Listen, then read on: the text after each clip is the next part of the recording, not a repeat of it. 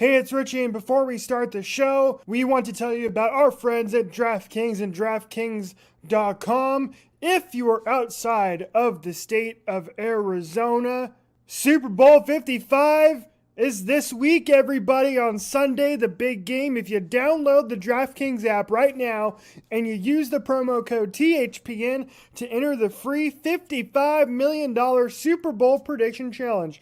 Everyone gets an instant prize up to $25,000 just for playing, so you got to use that promo code THPN right now. And with Super Bowl 55, Chiefs versus Tom Brady and the Tampa Bay Buccaneers, all you have to do to get your share of these massive prizes is to enter the Super Bowl prediction challenge. If you download the app, you make some predictions, and you have the most predictions correct, you could win the top prize of $1 million. DraftKings has paid out over $7 billion to its players since 2012, so you know they know a thing or two about big paydays. That's DraftKings, DraftKings.com, promo code THPN. I'm Corey Crenshaw. I'm Richie Suave Flores. And this is Sporty with Corey and Richie Suave, episode 100 with THPN. Live podcast network.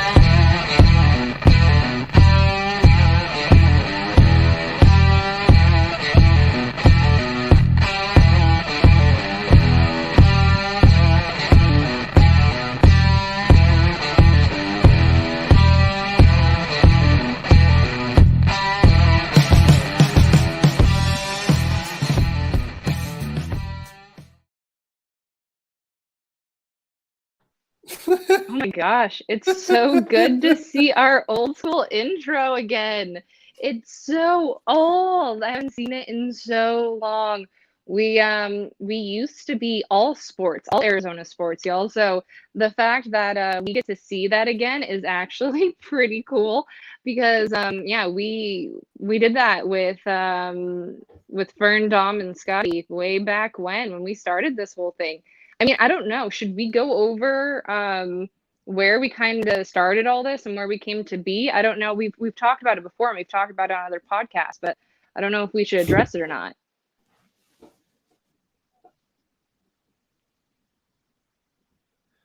Yeah, that's what that was, by the way, in case you're wondering what that was. If you are longtime fans of the show, like you said, Corey, that was our original open when we used to do video podcast back in the day. So I thought, hey, we're back on video, we're live.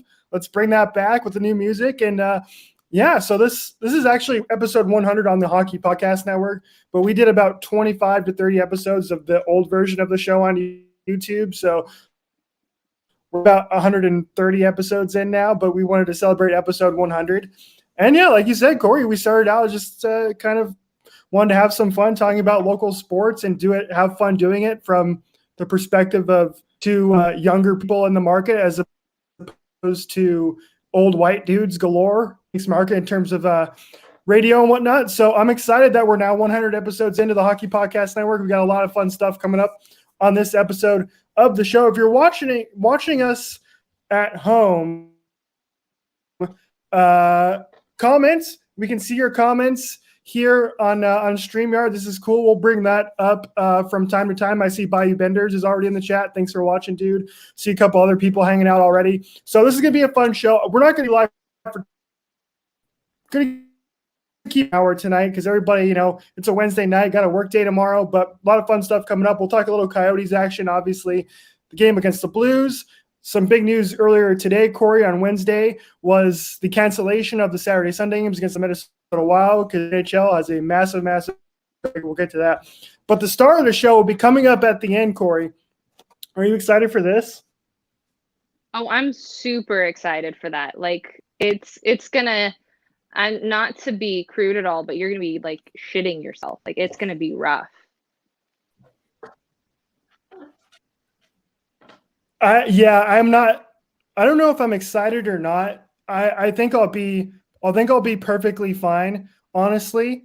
Nick's Nick excited Flores because Nick is the one that's making you do it. Yes. Yes, he is the one. Well, we originally were going to do it together on the same show on the 100th episode of the Stick Hungry podcast for the San Jose Sharks, but I was busy that day, so I was like, all right, I had to push it back a little bit. Thanks for joining us tonight, Nick. Appreciate it. It's coming up at the end of the show. Now, to wash it down, I don't have anything with me yet. I have a beer here. It's called Yeti it's out of Colorado. It's an Imperial Stout, so we might have to wash it down with that. I don't know how good beer is when washing down. Oh, you have whiskey, it looks like.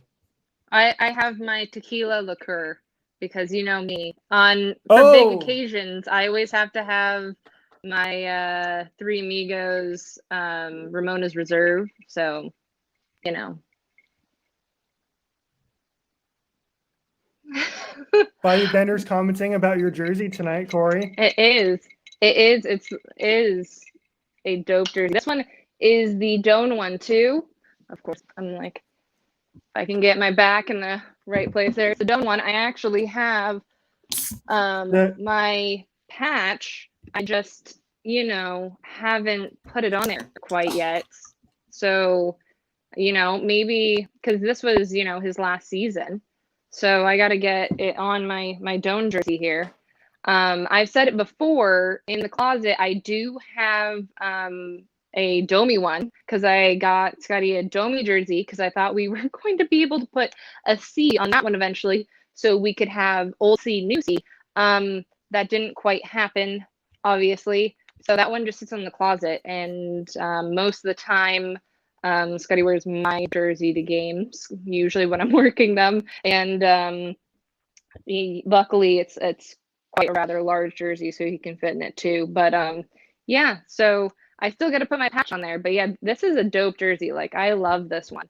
I also have one of our really old school ones. I mean, not that old school. The one that was before this, that's a Keith Yandel one. But this is definitely my favorite. Like, I feel really, really good looking when I wear these ones. They're nice looking jerseys. I liked when they came out.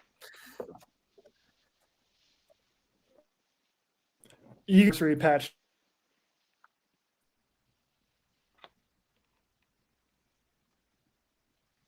Oh, you froze on me. What did you say, Richie? Oh, sorry. Yeah, you got to get a 25th anniversary patch now.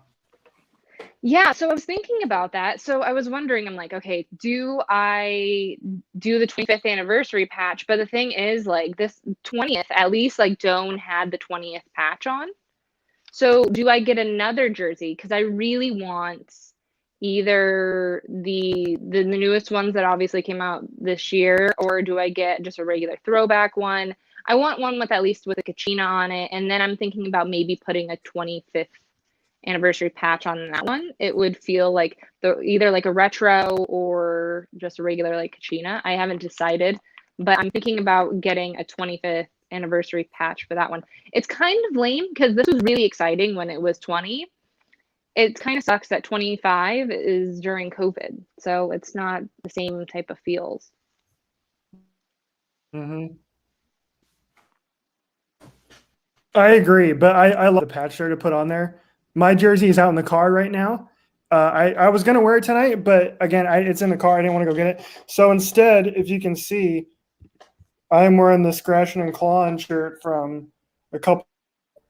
I thought that was an apt choice. And so that's what I'm wearing. Now, my jersey, of course, is a Tobias Reeder jersey. And this is the perfect transition here to get into our first topic because Tobias Reeder was one of the players on the Buffalo Sabres who is on the COVID list, whether because he was in close contact or he actually has it. And the Buffalo Sabres are one of the teams that is going to be missing games for at least the next week because of COVID. And so, unfortunately, the Buffalo Sabres missed a while, and a bunch of other teams are going to be missing time due to a massive COVID outbreak. In fact, I believe there was 40 players among 12 different teams that had and obviously had like 6 guys.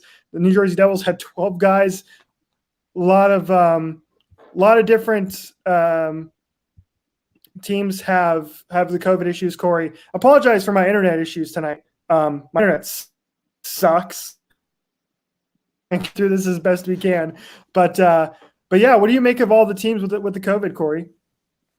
I think it's going to be very difficult, no matter how you slice it, basically, because of the fact that COVID is always going to be a factor. I mean, I even was reading an article today about how I didn't even know this was a thing, but Kansas City had to deal with the fact that they all apparently go to the same barber. They have a team barber, and their team barber tested positive for COVID.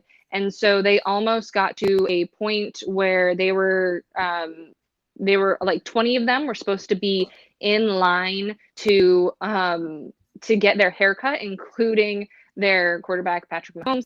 He was actually, I think it was supposed to be either like today or tomorrow, and when they found out that he had COVID.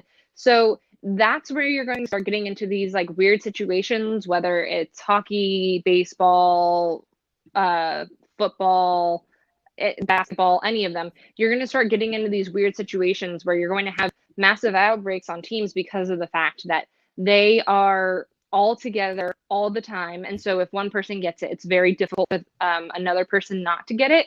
And so then you're going to see postponed games like this. And it's really going to start leading into these weird situations where, is it good for a team? Is it bad for a team? Because, then you will have these breaks where obviously the team can rest. And when I'm not sure, or I'm sure I haven't looked into it, but whether the rest of the team can practice or not, I'm sure they probably can. So, they can spend this extra time, but at the same time, it gets you out of the game flow of being in games. So like, say like the Wild, it was until the 9th. So what is this, the 3rd? You're going to have a full blown week there where you're not going to be playing any games. And that's going to be somewhere similar to kind of like an all-star type break. And it's going to really kind of fuck with the way that they, that the pace of the season is so fast. To take that time off is going to be really strange for them. And I think it may hurt teams more than it will help them.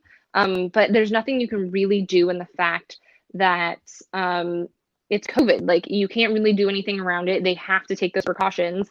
And, they don't even have people traveling with the team. Like Tyson Nash was kind of complaining on the last broadcast about the fact that, he really misses traveling with the team and stuff like that when they go to places and being able to call those games, because he is sitting in Gila River Arena calling those literally from the press box, watching it on a TV.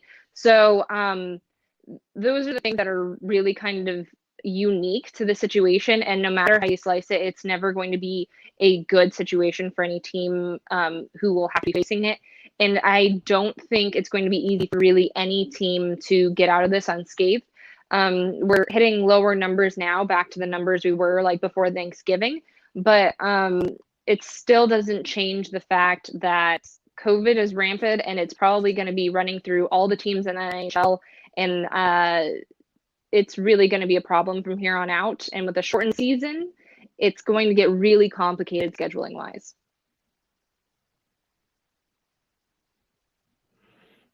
Yeah, and we already saw that the NWHL canceled the rest of their season. They were actually set to get their semis underway this coming week on, I believe it's Friday and Saturday, up there and in Lake Placid.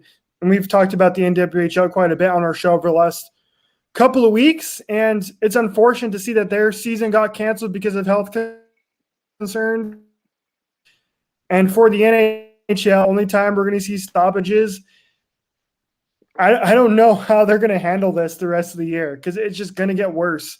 And the fact that we're seeing more teams get fans in the stands while there's a widespread outbreak of COVID in the league is just wild to me.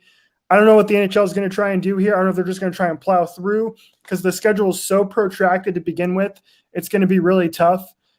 But so it looks like we're going to go back to point percentage in regular season, because there's no way to make up a lot of these games unless they do what I thought they should do, which is just do like baseball and do shortened double headers, like 2 30-minute games back to back.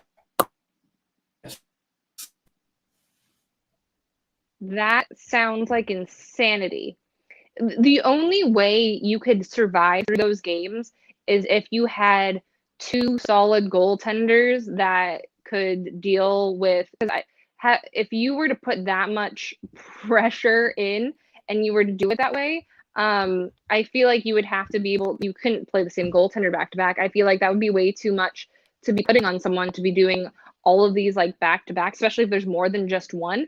And considering the fact that Antti Ranta cannot stay healthy to just save anyone at this point, is highly concerning for the Coyotes in that regard. I would not advocate for that, simply because at this point, I don't want to put Darcy Kemper in any situations where he might be pushing himself too hard to and could possibly get hurt, because we all know what happens when that happens. It's basically the second half of last season.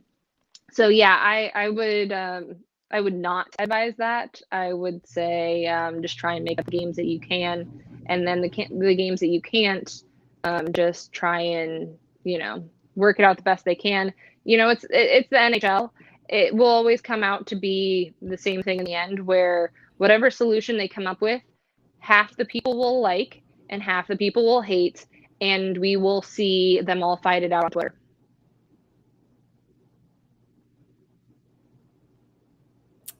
Yeah, we're about a third of the way through the season now. That's almost I guess probably, yeah, a quarter basically way through the season. And they got to figure this out quick, because it's just not going to continue, right? Because the Wild are going to miss 3 or 4 games. Coyotes are going to miss 2 games. Sharks and Knights already missed 2 games earlier this week that were scheduled for here at Glendale and Gila River Arena. Good luck, NHL. You got a mess on your hands, which it's still wild to me that the NFL managed to finish their entire regular season, all 16 games, without having to cancel anything. Still amazing to me. But all right, Corey, let's get into the Coyotes from Tuesday night. What did you make of the Coyotes' performance on Tuesday night in the 4-3 loss? So with the Coyotes, it was an interesting game. It was funny because I'd seen on Twitter later that someone was saying that they're watching the after show, and they were saying that it was interesting because it sounded like they didn't lose a game.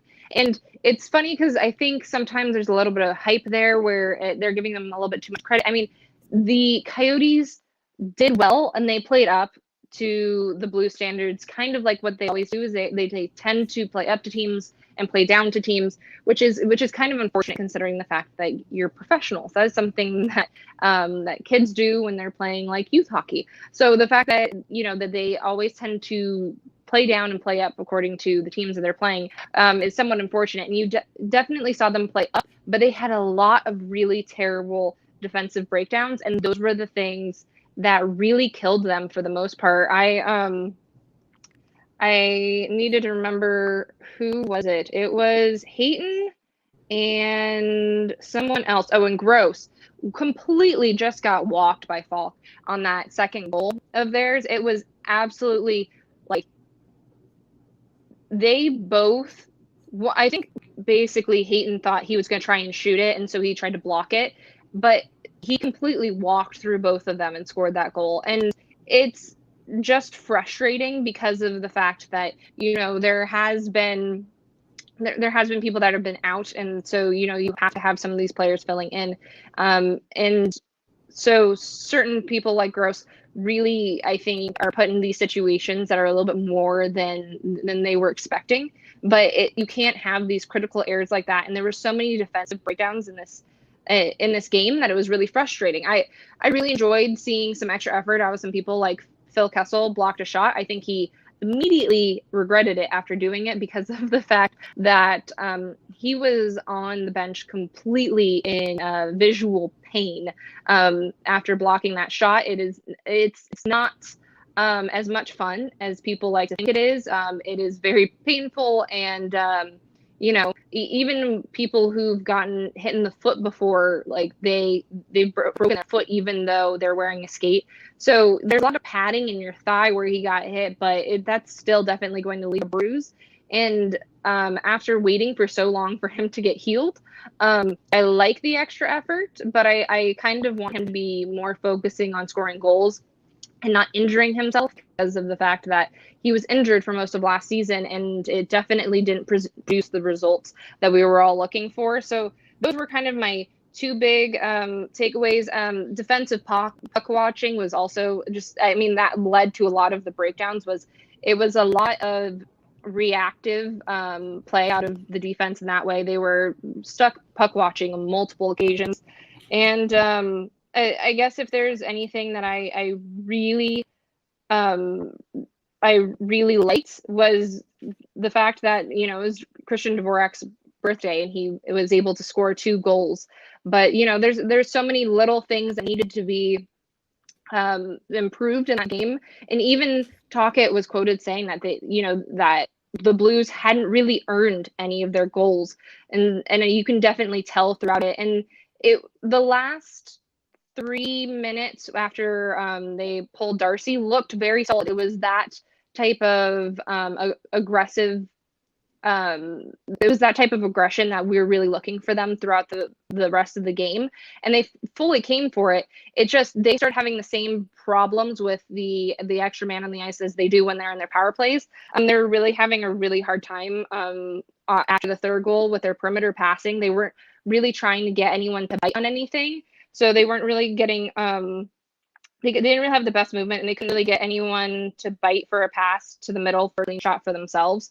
Of course, I take notes while I'm watching the game, so that was kind of what I had realized when I was watching it. Is this is the same issues that they're constantly having during their power play, and if you realize between the penalties that were given up, you know, one of the goals came off of a 4-minute penalty. So the fact that they gave up so many penalties, and then any power plays that they were on, they're not able to make the progressive movement that they need to do in order to score these goals. It was just a bunch of things all together, and it's really kind of frustrating to watch, honestly.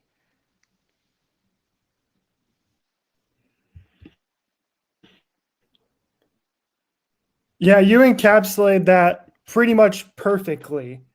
Again, sorry if you guys can't hear or see me. My internet sucks, so Corey's carrying the show for the most part tonight. So thank you, Corey. I love you, John. To the moon and back, as they say. Love you 3,000. Anyway, as far as I'm concerned, great first 12 minutes. Yes, exactly. First 12 minutes of the game, terrific. They played great hockey. They were out shooting the Blues 11-1 in the first 8 to 10 minutes of the game, right? They already had the goal, playing well, looking good.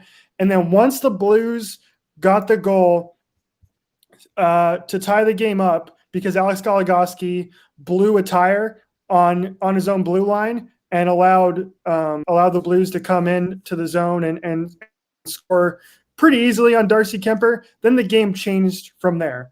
And it became a game that we've seen kind of the Blues and Coyotes play before, which is kind of, it was very back and forth. They went, lulls throughout the game. But like Corey, he nailed it when he was like, the structure was fine. The system's fine. You just can't have guys like you, and you mentioned Barrett Hayton and Jordan Gross. They went down on the ice on a couple on those goals, and you can't do that, right? It's just way too easy for the Blues to score those goals. The offense put up 3 goals. If you do that more often than not, you're going to win hockey games. And unfortunately, they just made one too many defensive zone mistakes. And what I'm glad, though, is that they're going to get some of their defensemen back. They're going to get Christian Fischer and Lawson Krause back. And I think that's going to make a big difference. This team is really missing Oliver Ekman-Larsson right now, in my opinion.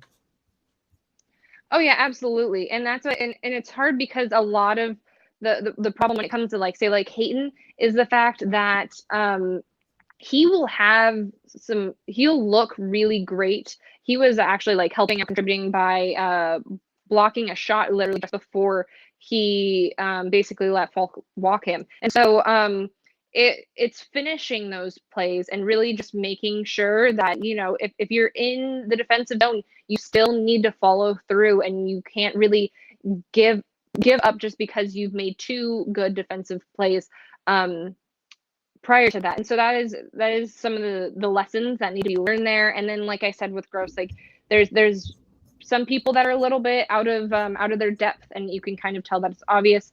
And it's frustrating when the captain of your team and the person that's supposed to be a leader in the locker room and on the ice, it has been missing. And it's frustrating because I feel like we always tell the story of that there is someone injured on the Coyotes, and it has been detrimental to the team because of the fact that there are key pieces to this team. And as much as we like to complain about Oliver Ekman-Larsson, he, in the first few games, like in the games that he played this season, before he got injured, he looked good, and it seemed to be that he was kind of showing up this season differently than he had in the previous. I think he'd learned some stuff in the offseason, and I just, it's frustrating because I feel like we always come back to the same situation where there's someone that is injured and it's taking a toll on the rest of the team.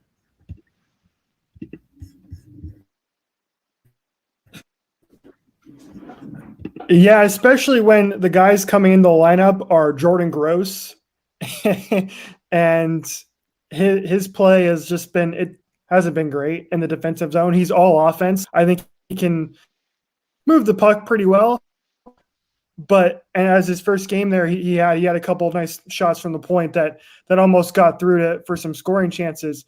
But the one I'm most excited for, and I know some people aren't the biggest fans of Ilya Lyubushkin in the world. We talked about Bill Armstrong wanting this team to have some more like punching power in them, some heaviness to them, some more sandpaper in their game, to be a team that people fear when they the ice against. And I think Ilya Lyubushkin might bring that because he had some visa issues earlier in the season. He wasn't quite able to make it onto the team basically until now. He's only been here for about a week because of his visa issues. He's a big old body line. I think his game has matured, I think, at the NHL level, and he's really become a sturdy kind of middle pairing, bottom pairing defenseman that fits really nicely into Rick Tocchet's system. And I'm excited to get him back in the lineup, maybe more so than Oliver Ekman-Larsson, because Bush is what he is, right? He can kill penalties. He's a very solid defenseman. Doesn't have any offensive to his game, but that's what the Coyotes need right now. Is they just need somebody who they know when they put on the ice is going to bring solid zone play. They really haven't gotten it from some of their guys this year. Yeah, I think there's more people that are excited for him than you would think, because of the fact that when it was announced that he was going to become that, everyone seemed to be pretty excited about it. And it really is. It's the thing that we've kind of been talking about quite a lot lately. And I've said, actually, when I went on the Blues podcast, was that basically this team, they're continually soft. And I know that's not particularly the nicest thing to say about them, but that's where they get the most frustrating, is the fact that they end up being soft more often than not.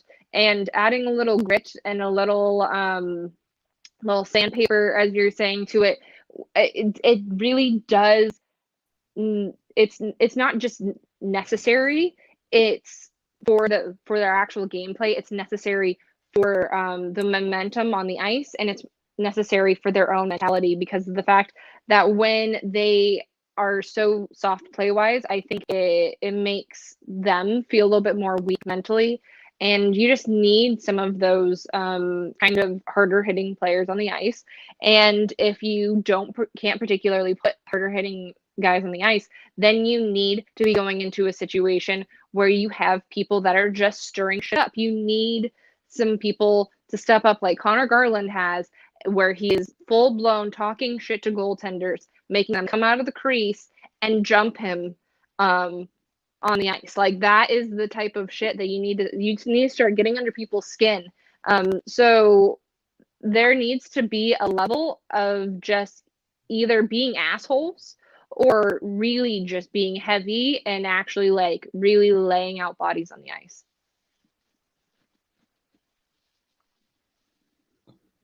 Exactly, and I think that's what Lyubushkin's going to bring to the lineup. And I don't know, I think he was gonna try and get back by the end of the road trip, but the road trip's been shortened by 2 games, without the games on Saturday and Sunday against Minnesota. So Coyotes are back at it, obviously Thursday, taking on the St. Louis Blues again, and it's a game where the Coyotes need to rebound defensively, especially, and if they don't, then some guy will get moved out of the, obviously, and like last week, I called that second game against the Ducks a must win. Now that this road trip has been shortened to only 4 games, it kind of feels like they at least need to get a point. Try and get out of these 4 games against St. Louis and Colorado, who are the 2 tougher teams, whereas Minnesota is kind of the 3rd team in that power ranking of teams, essentially. They need to find a way to still get 3 or 4 points out of these total 4. It's going to be tough to do it. But if they have their offensive game rolling like they did for stretches, if they score 3 or more goals again in the second game against St. Louis, I think they'll win. And Christian Dvorak, he's basically been the only offense for the Coyotes for 2 straight games. So just put him on the ice for 45 minutes, and we'll be all right. Yeah, anyone who can produce any type of offense on the team, just stick their ass on the ice. Who cares how tired they get? That's kind of, we're at that point where it's kind of desperation towards, whoever we can get to score goals, we need them to score goals. So, I mean, I don't know. It may have been a little bit of birthday magic, though. Is he going to be able to keep that magic up again in the second game against the Blues? We'll see. But he is, I haven't checked since before the game, but he was tied for first in leading with points before this, so he probably is leading in points now. And so you have to utilize that, and you have to have people like Nick Schmaltz had some good looks in that game, but you have to have some people like Nick Schmaltz and Clayton Keller, Phil Kessel, really stepping up, and Connor Garland really stepping up and scoring goals and really contributing, because if there's going to have it's funny because we usually sit here and bitch and moan about offensive issues, but now we're sitting here bitching and moaning about defensive issues. And if that's the case, then we are definitely going to need to see a lot more offense out of this team, because you are not a team when you have no offense and no defense. So you can't be squeezing out these tight games if your defense is failing. So I'm sorry, but even Darcy Kemper can't save you there if you throw him under the bus. So definitely we need to be seeing a lot more we need to continually see more offense out of this team, and the defense definitely needs to tighten up. And considering how pissed off Tocchet looked that entire game, I have a great inkling that he ripped them a new asshole basically after that game, and that they are probably going to be playing a tighter game in this next game against the Blues. They better. And pretty much all season long so far, I don't know if you agree with me on this, but the Coyotes have done a good job bouncing back after bad losses, right? They had that game against Vegas where they got trounced 5-2, and they managed to bounce back and hang around and end up losing in the final, 30 seconds of that hockey game. Had a bad loss against Anaheim, bounced back, got the win. And I feel like this team is perfectly primed to do that against St. Louis. And we'll see where that goes. But, Corey, I believe it is time now. We're about 35 minutes into this. We're live. Absolute garbage. So it's still working. And so it's time now for the Choco Challenge now that we've been waiting for all show. So are you ready, Corey? I don't know how I'm in for with this, but the box is here. I'm actually kind of concerned. So on that box that you had sent me it earlier, it's called White Lightning. Is that what it was? Is it It's called White Lightning because it's white chocolate. Yes, White Lightning because it's got it's white chocolate that includes an infused world's hottest pepper. If you go online to their website, they actually list all 12 peppers that are included in this piece of chocolate. I don't have the website pulled up in front of me while I'm talking everybody through this, Corey. You can probably, if you go to was it chocolate, you can take a look and see what's in it. But here's the cool thing about this. So this was $20 online, chocochallenge.com. Every box that they sold of this for $20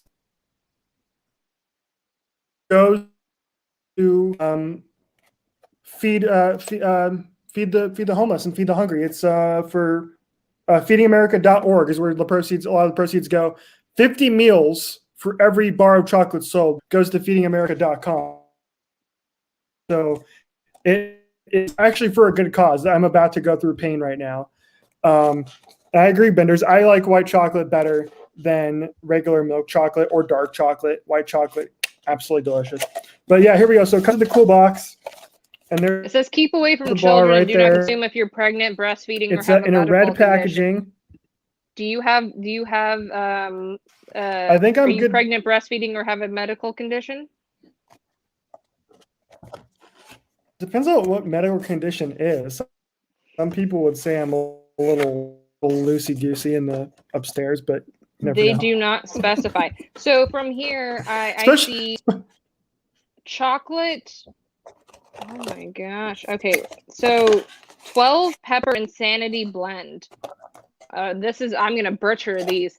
Chocolate Reaperuga, the razor, chocolate Butler, chocolate Reaperano, 7-pot Douglas Brown X Reaper, chocolate Butt X Reaper. Great, this sounds great. Fluorescent Mud Scorpion, Pepper Y question mark, Pepper Zia later, chocolate Butler X chocolate Reaper, caramel Scotch Bonnet UFO, and caramel Reaperuga. So sounds awful, and it also sounds like yes, it does. that they would name. It also sounds like something they would name a vibrator, a White Lightning. So yeah, and they all come from one particular pepper farm too, from Pucker Butt Farm. I believe in South Carolina. They were the ones who originally made the Carolina Reaper. So that's where that comes from. And I think the Carolina Reaper is part of this. But yeah, here we go. I'm ready to do this. I'm just gonna do it here. So you can sip away, Corey, while I'm gonna go full throttle on this thing here, as they say. Thank you for everybody for watching me go through this pain. We're on Facebook, YouTube, we're on Twitter, we're on I didn't tell you that, Corey, but I made a Twitch channel just for our live stream tonight. So I got so freaked out when you said that we were on Twitch. There it I was is. like, we're on Twitch? It looks relatively yes, we harmless. are. Yeah.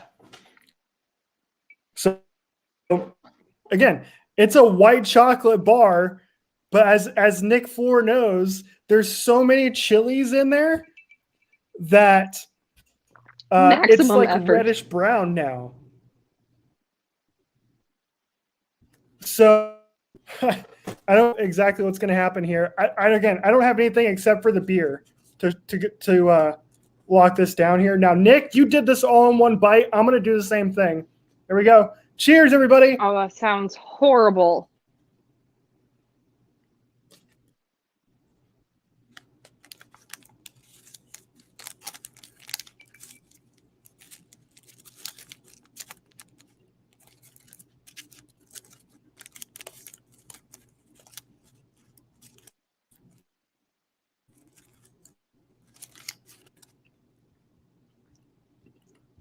I have milk in the fridge, Nick. That's and where I'm going to go to if this thing kicks into overdrive.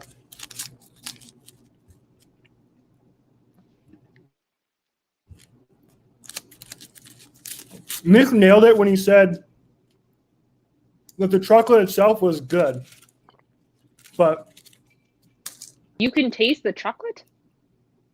oh, yes, you can taste the chocolate. My mouth is on fire. Oh, Oh, I'm sure. yeah, grab some just in case. Cat to the rescue. Is Cat getting some milk for you? Holy sh! Bless Cat. Give me some milk. Catherine Silverman to the rescue, y'all. Folks.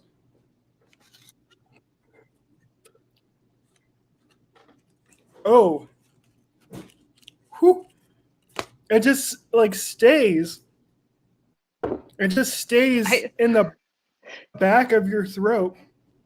You brought and me just back before I burns was with prepared. fire. I had a disturbed look on my face just by watching you. I feel very disturbed. I hate anything hot. So. And now exactly what's happening is happening now, where my eyes are starting to water like crazy. So this is exactly what I brought. I came prepared with some Kleenex here because that's the thing. I'm usually pretty good with spicy foods, but anytime you go spicy food, that's the first thing that happens. Whew, is the eyes water. Oh man, that comes in like a freight train. If that's that hot going in, think about that going through the rest of your body, because that has to digest. Oh, there's the milk.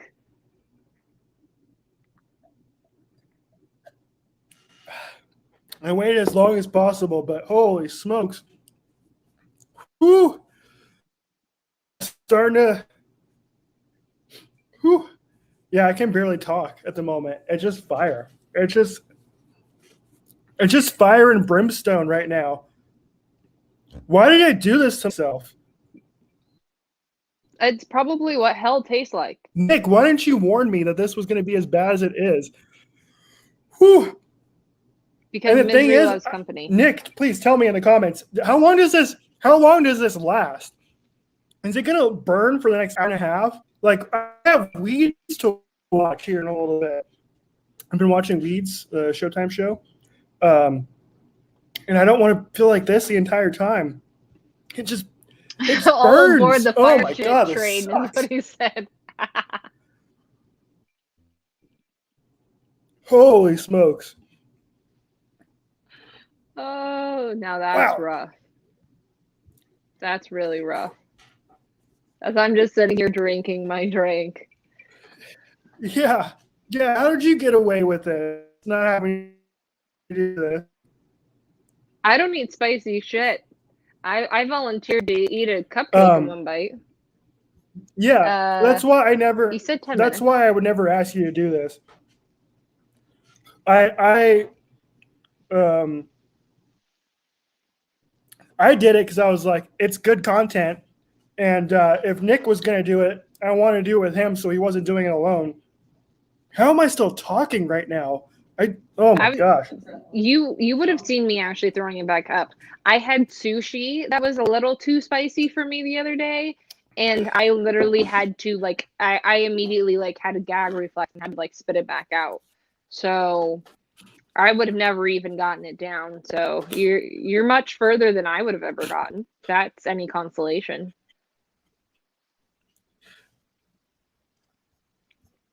My favorite part is that for the first 3 seconds of chewing it, you're like, hey, this chocolate actually tastes pretty good. And then I tried to chew it as much as possible because I figured I didn't want to have that sensation in my throat, which is the case. Like, it's not in my throat. It's literally just in the back part of my mouth, on my tongue right now. And, whew. Good luck, anybody else at the network that wants to do this. God damn it. Oh, boy.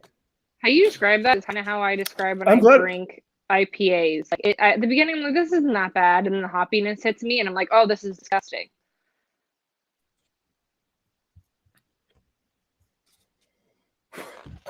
Yeah, yeah. This isn't hop. This isn't hoppy. I just downed the entire glass of milk. I don't even like funny story. I don't even like regular whole milk.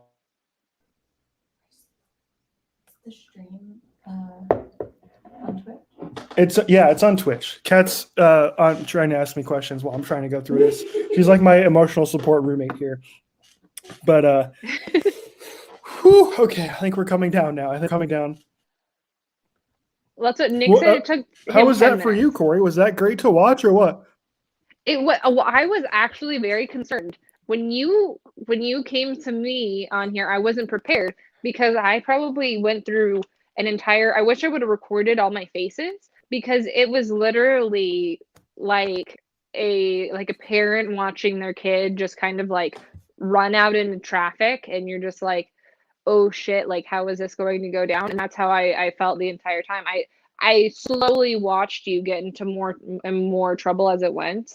And then I just got more and more disturbed. Normally I would enjoy it, but the idea of spicy food bothers me that much. I cannot do spicy food. That is not my thing. And I give you so many props for just doing it because that looked completely awful. Absolutely awful. Fire hiccups? Okay, what the fuck are fire hiccups, Nick? I don't get Man's hiccups like that man's often. like a So, dragon. whew. Here's How what are I you hope to doing? get out Like, of this, though, which is they have a thing where if you post online hashtag Choco Lunch, they're giving away a year's supply of hot sauce. So maybe wait. Nick or I will get something out of this. So you burn your tongue off, and then they reward you with he gets really bad hiccups when he eats something incredibly spicy. Is it like when you drink and you like get hiccups from when you're like drunk? Like, is it the same thing? And so, but so as I was saying, like when you basically just burnt your taste buds off, and so they reward you by sending you more hot shit.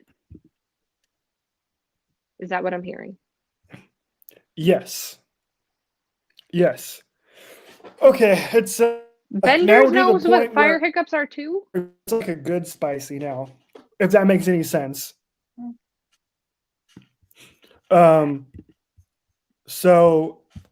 now it's like the real kick-ass spice is gone, but now it's like the spice is sticking around as like as this type of like, which is kind of just like, oh, it's there, cool, I like it, gives me a sense of a bit of a rush, and so I think I'm coming down off of it now. Thank God my eyes didn't get massively water, and I started crying because that would have been bad. Did not cry, so I made it through. Well, Yeah, I'm sure Bender's are and get some spicy jump there.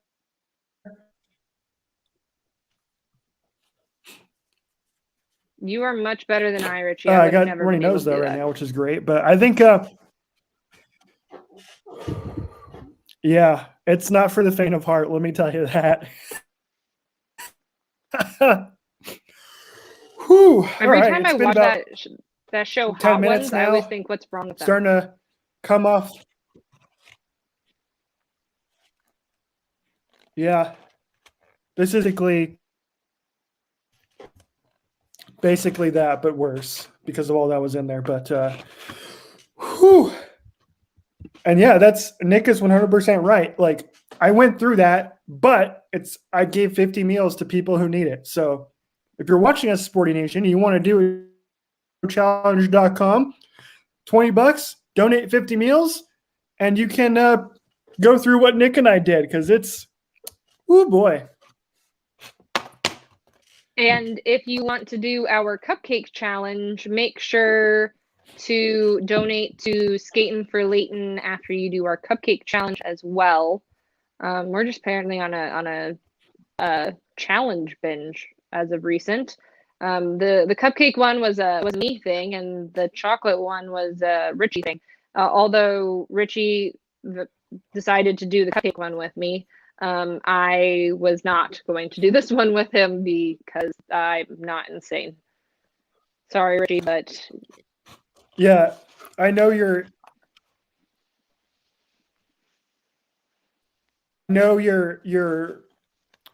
how much you do not like spicy stuff, so I never expect you to do this.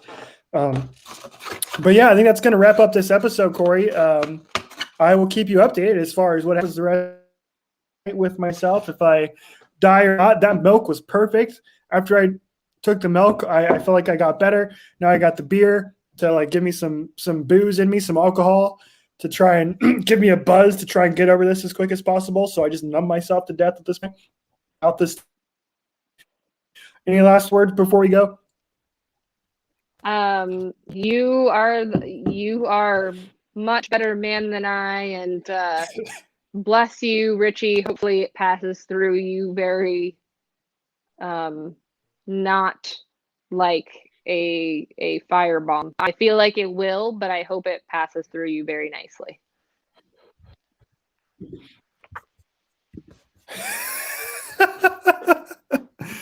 Thank you. I appreciate that. I will not keep you updated on that. That stays between me. Sounds good. And yeah, Benders, you better take our cupcake challenge. I like that he said that he'll just deep throat the cupcake instead.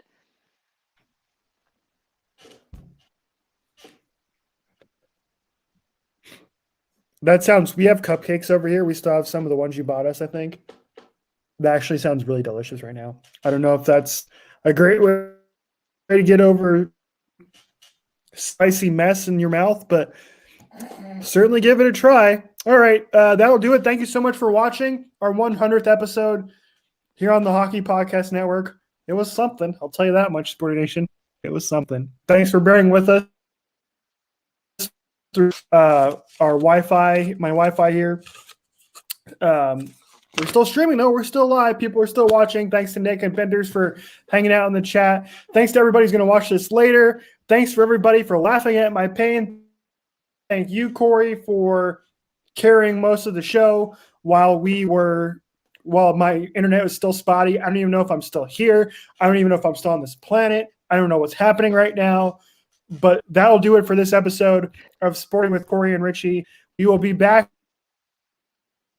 you on Monday, and hopefully I don't die by then. I will tell you that. Until the next show, everybody, thanks for hanging out on the 100th episode of Sporting with Corey and Richie. We'll talk to you next week, everybody. And if you're sticking around on the live stream, we want to tell you to make sure you check out our friends at Blue Notes. So go ahead and check out this. The starting lineup for your Blue Notes podcast. Tom Franklin and the man called Wags. Hello and welcome to Blue Notes. I am one half of your Blue Notes team, Tom Franklin, joined by my teammates, the man called Wags. And we are your home for St. Louis Blues coverage on the Hockey Podcast Network. And that includes expert analysis, whether it's at Enterprise Center. When you're fighting for spots for the playoffs, 1 or 2 points could make the difference. And we'll be looking back at games like tonight here at Enterprise Center as lost opportunities. Or at home. Penalties, that was a big piece. You know, you're wearing down some of your best players because they're out on the ice for so many penalty kill opportunities. Just a complete breakdown. Blues first round pick, Jake Neighbors. Braden Chan texted me, and then the head coach, Craig Berube, reached out as well, and Ryan O'Reilly as well. And then the next day, on day 2 of the draft, Tarasenko FaceTimed me, so that was pretty cool. So. And we're the only hockey podcast in the Hockey Podcast Network to have a Hawaiian hockey correspondent. The Hawaii Blues fan, Guy Bensing. In true Dan Kelly fashion, Dan Kelly says, F you, Keaton. I know who's the starting pitcher for Game 4 of the World Series. You damn well know who the starting goalie is for Game 4 of the NHL season. And then walked away. And we have a musician too. Not only is he responsible for this fat beat you're listening to right now, but he has also performed absolute works of art. And it seems to me you played the game with a candle to your ear, never wanting to leave the ice when the pain set in. So check out Blue Notes wherever you get your podcasts from. New episodes every Monday and Thursday. I'm Tom Franklin, reminding you to not be a chump, listen to Blue Notes, and always play to the whistle. A reminder that you can follow Blue Notes on Twitter, Facebook, and Instagram at Blue Notes Pod. I'm the voice of the Blues, Tom Calhoun.